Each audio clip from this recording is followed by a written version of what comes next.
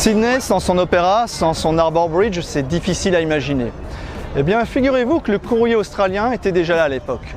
C'est en effet en 1892 que des notables ont lancé le courrier australien pour la petite communauté de 4000 habitants francophones. Le courrier australien est le plus vieux journal étranger d'Australie. Aujourd'hui, le site d'information recueille plus de 1,5 million de visiteurs par an. C'est incontestablement le média numéro 1 des francophones et francophiles. Le courrier australien, ce n'est pas simplement un site d'information, c'est en effet le patrimoine de la relation entre la France et l'Australie. Et c'est dans cet ordre d'idées que nous avons décidé de lancer un projet ambitieux, la réalisation d'un livre collector qui retrace la relation entre la France et l'Australie tout au long des 127 ans de l'existence du journal.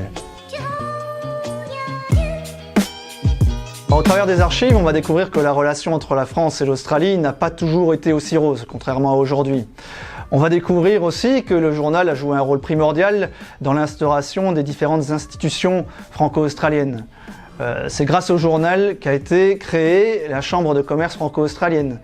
C'est aussi le courrier australien qui est devenu l'organe officiel de la Chambre de commerce des Alliances françaises, mais aussi du Consulat général de France.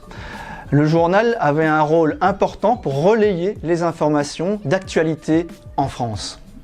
Et durant la Seconde Guerre mondiale, le courrier australien est devenu le journal de la résistance dans tout le Pacifique en prenant le parti du général de Gaulle. Se lancer dans un projet pareil, c'est un travail titanesque. Il y a en effet 250 000 articles à traiter, des nombreuses photos aussi à récupérer, des contacts à nouer avec les musées, les institutions, donc c'est un travail énorme qui prend beaucoup de temps. Il y a aussi un coût financier très important.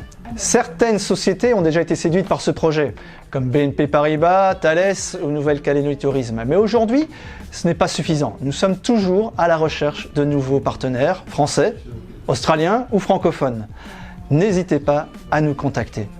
Vous pouvez aussi nous suivre sur Facebook, lecourrieraustralien.com, pour découvrir toutes les informations sur l'évolution de ce projet.